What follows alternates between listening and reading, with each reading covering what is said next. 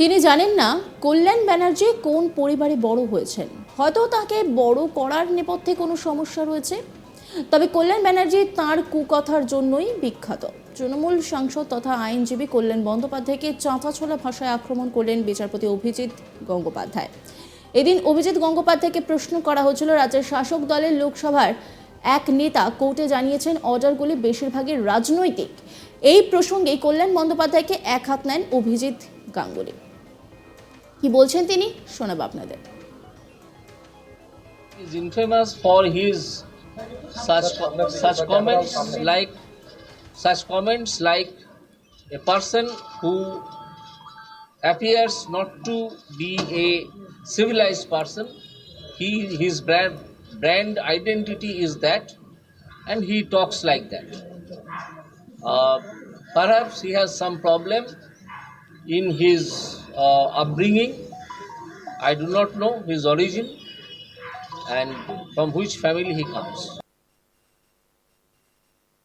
তৃণমূল মুখপাত্র থাকাকালীন কুণাল ঘোষ তাকে বেশ কয়েকবার চাঁচাছোলা ভাষায় আক্রমণ করেছেন। তবে তখন অভিজিৎ গঙ্গোপাধ্যায় ছিলেন হাইকোর্টের বিচারপতির আসনে, কিন্তু এখন তিনি বিচারপতি পদ থেকে ইস্তফা দিয়েছেন। কিন্তু এবারও কুণাল ঘোষকে দরাজ সার্টিফিকেট দিলেন জাস্টিস গাঙ্গুলি। মঙ্গলবার 5ই মার্চ সল্টলেকে নিজের বাড়িতে সাংবাদিক বৈঠকে তিনি জানালেন, কুণাল ঘোষের সঙ্গে একবারই হাইকোর্টে তার চেম্বারে কথা হয়েছিল।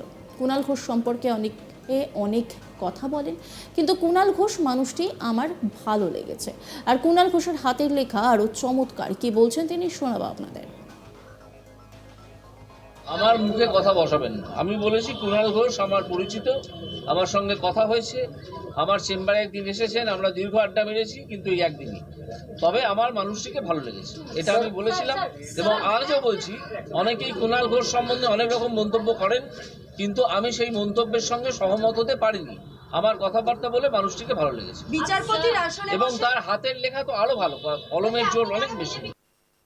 এই প্রসঙ্গত কুণাল ঘোষও বারবারই দাবি করেছিলেন ব্যক্তিগতভাবে তিনি বিচারপতি অভিজিৎ গঙ্গোপাধ্যায়কে সম্মান করেন, কিন্তু বিচারপতির চেয়ারে বসে তিনি তাঁর এখতিয়ার বহির্ভূত কাজ করছেন। তাঁর পলিটিক্যাল উইশ লিস্ট বারবার প্রকাশ হয়ে পড়ছে। এমনকি তৃণমূলের সাধারণ সম্পাদক তথা ডায়মন্ড হারবারের সাংসদ অভিষেক বন্দ্যোপাধ্যায়ের সম্পত্তি নিয়ে প্রশ্ন তোলায় অভিজিৎ গঙ্গোপাধ্যায়কে ডায়মন্ড হারবারে অভিষেকের বিরুদ্ধে ভোটে দাঁড়ানোর পরামর্শ দিয়েছিলেন, কিন্তু সেসব এখন অতীত।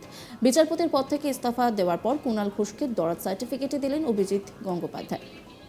প্রসঙ্গত, গত কয়েকদিন ধরে পার্টি লাইনের বিরুদ্ধে কথা বলায় সম্প্রতি কুণাল ঘোষকে শোকজ করেছে তৃণমূল কংগ্রেস। কয়েকদিন আগে তিনি দলের মুখপাত্র ও রাজ্য সম্পাদকের পদও ছেড়েছেন।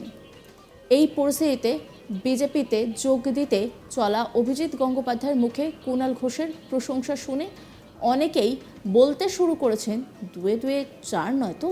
সল্টলেকের নিজের বাড়িতেই সাংবাদিক বৈঠকে জাস্টিস গাঙ্গুলি জানান, শাসক দলের তরফে তাকে নানা সময় অসম্মান করা হয়েছে।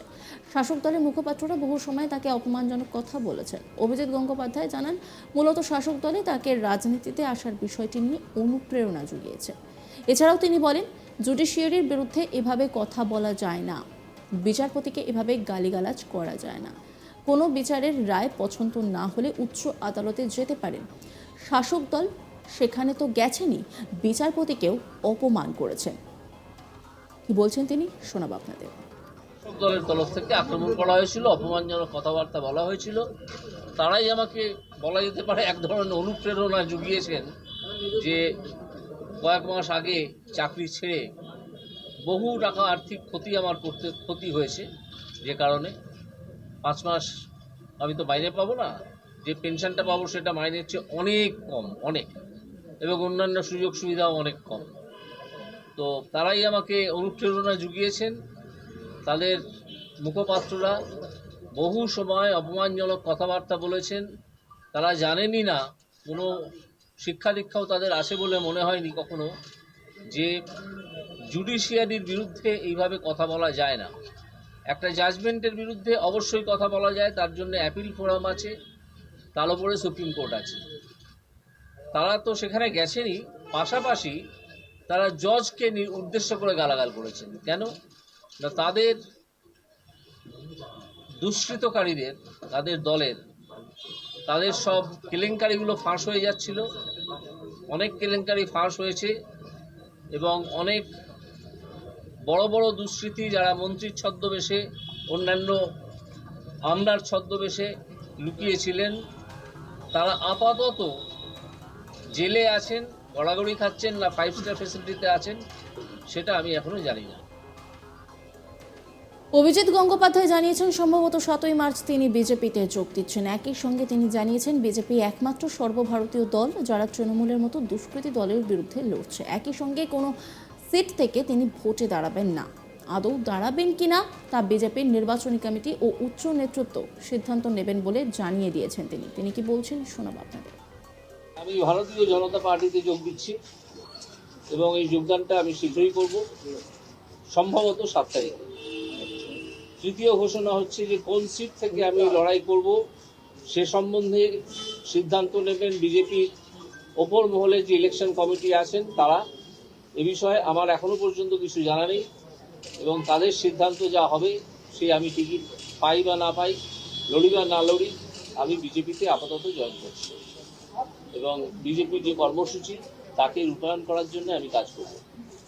বিজেপি একমাত্র সর্বভারতীয় পার্টি যারা তৃণমূলের মতো একটা দুষ্কৃতী দলের বিরুদ্ধে লড়ছে। তিনি জানেন না কল্যাণ ব্যানার্জি কোন পরিবারে বড় হয়েছেন। হয়তো তাকে বড় করার নেপথ্যে কোনো সমস্যা রয়েছে, তবে কল্যাণ বন্দ্যোপাধ্যায় তাঁর কুকথার জন্যই বিখ্যাত। তৃণমূল সাংসদ তথা আইনজীবী কল্যাণ বন্দ্যোপাধ্যায়কে চাঁচাছোলা ভাষায় আক্রমণ করলেন বিচারপতি অভিজিৎ গঙ্গোপাধ্যায়।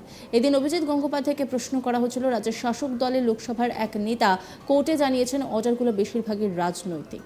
এই প্রসঙ্গেই কল্যাণ বন্দ্যোপাধ্যায়কে এক হাত নেন অভিজিৎ গাঙ্গুলি। তিনি কি বলছেন আপনাদেরকে আরও একবার শোনাবো।